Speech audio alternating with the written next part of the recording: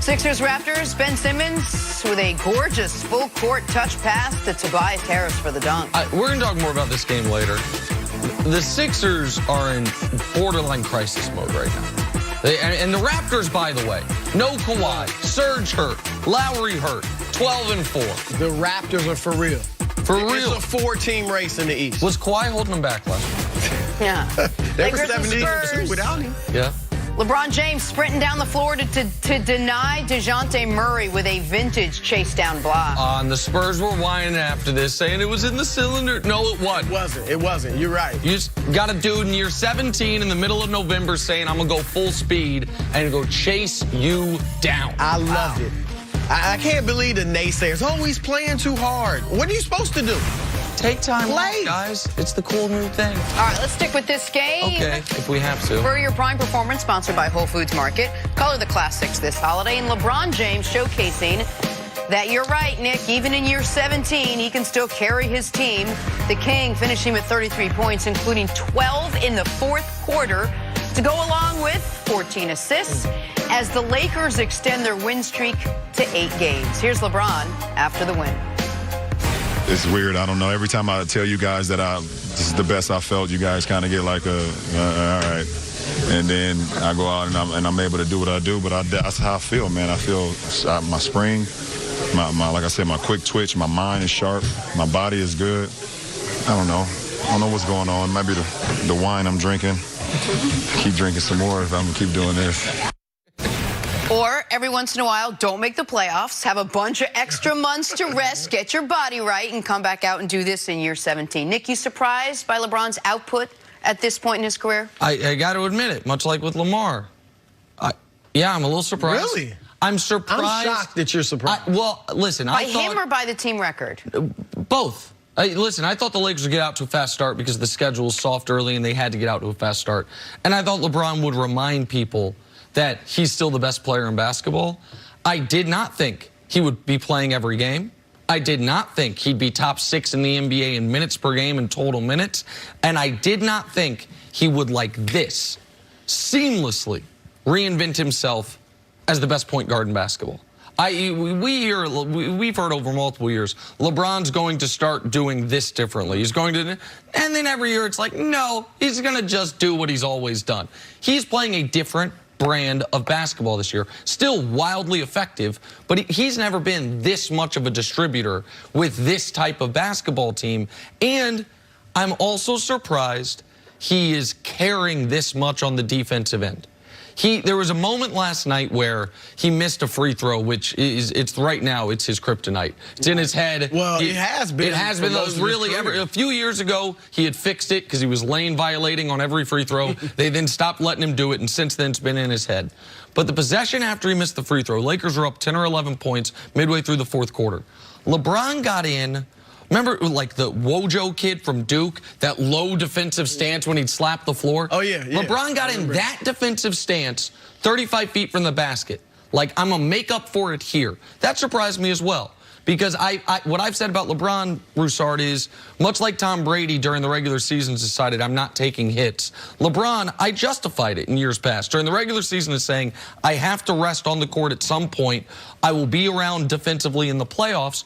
But the Lakers are the best defensive team in basketball. Anthony Davis is the biggest factor of that, but LeBron's a close second. So those things do surprise me, even though he's the guy that I've been saying is the greatest player of all time. I would like to think that LeBron saw my Instagram post in the preseason. I believe he did. I said, look, these are the 3 things LeBron needs to do to win the championship with the Lakers this year.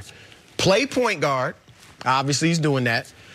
Be engaged and focused defensively. I didn't think he could be this good defensively at this stage of his career, but just be engaged, be focused, communicate. He's gone beyond that. And the third thing, no drama.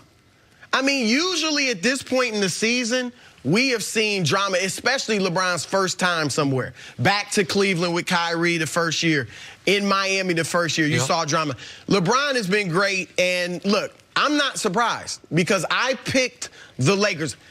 Everything within me was essentially telling me pick the Clippers. And I'm telling you, as good as the Lakers look, for a guy that picked them, the Clippers scare me. they are legit. Forget their record. They are tough. They've beaten, Boston, Houston. They beat the Lakers in the first game of the They've beaten all the good teams in the league. Toronto, everybody except Milwaukee. And so they're scary. But I picked the Lakers solely, they've got good supporting cast and AD, but I figured LeBron would come out with a vengeance. I figured he had at least one more bullet in the holster or in the gun, and he was going to unload it this season. Look, there was every reason to do it. They're writing you off. You're not the best player in the world anymore. Washed King. You're 35 years old. Right, all that. He obviously heard it. Here's the interesting thing that many people may not have thought about. Jordan, the summer that he spent filming Space Jam, he was in essentially the same situation. Remember, the year before he had come back from baseball, Nick Anderson stole the ball from him in the playoffs. They get eliminated by Orlando in the second round. Real quick, for young people watching, I know the NBA's burnt the tapes, but that did happen. Michael Jordan lost in the playoffs. I knew you. In the middle of those 6 championships, there was a year he played and they lost. We don't ever talk about it. I don't count that year. Of course, nobody counts that year. If anyone Chris Broussard's generation or older, they pretend that year didn't count. But go ahead. Almost did not bring up this great anecdote. Okay, sorry. Go ahead. So they get knocked out, then he's filming Space Jam. He's filming Space Jam. He, again, people writing him off. Nick Anderson said, 23 was great, but 45, the number he wore, he comes back out. They win 72, go 72-10, begin another three-peat. This is similar. Obviously, he's compared to Jordan the most. And this is ironically similar at this point. Can I just devil's advocate for a second? No one thinks he's coming out too fast, too hard, both offense and defense, doing it all, making sure he's getting the... No one's worried that this is going to last maybe another 20 games and then he's going to have to take a long breather? I would be worried with any other athlete ever this side of maybe Karl Malone. Karl Malone showed an ability to play 80-plus games, 35-plus minutes, and was indestructible until the very end. Right. The other reason I'm not concerned, Jenna, is what you said in the beginning. I know you were saying it a little tongue-in-cheek, but it is absolutely right. LeBron played 55 basketball games between June of 2018 and October of 2019.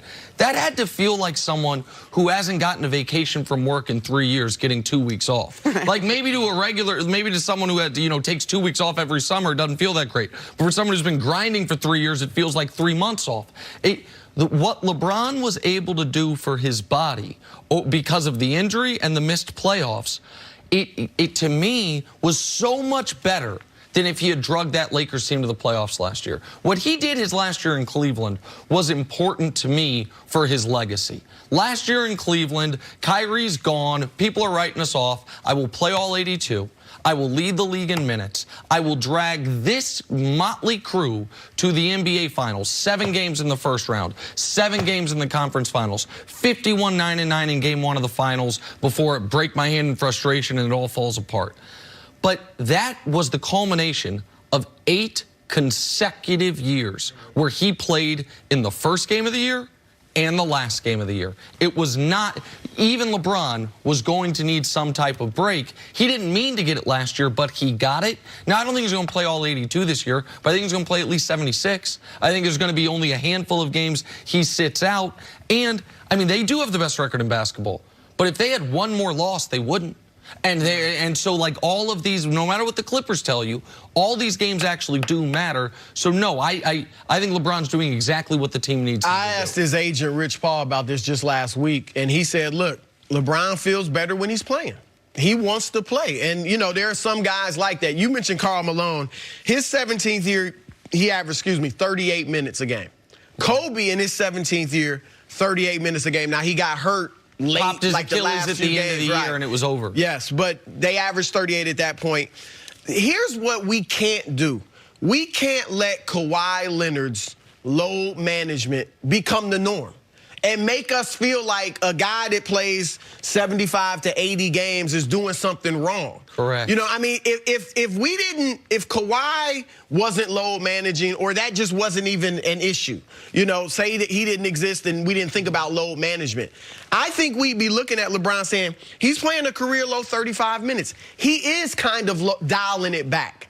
We cannot let load management become the norm. And people will say, well, before Kawhi, it was Duncan with the Spurs. Look at Duncan's career until the very, very end. He was playing 74 games minimum. 80 games several years. Several years, but even when they were like, oh, he's load managing, when the NBA got in trouble for it a few years ago, Duncan was still playing 74, 75 games a year.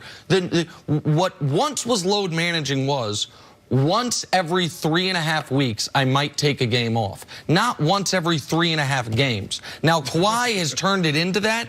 And like the guys who were the two biggest load managers last year, Kawhi and Embiid, both had injury issues that you understood it. I don't understand it quite as much with Kawhi this year. But Giannis, LeBron, Harden, part of their greatness is I'm showing up to work every night and my team can rely on me. And so, no, for normal athletes, yeah, it might be something, not for this guy. Last segment, we talked about Lamar doing all that at age 22.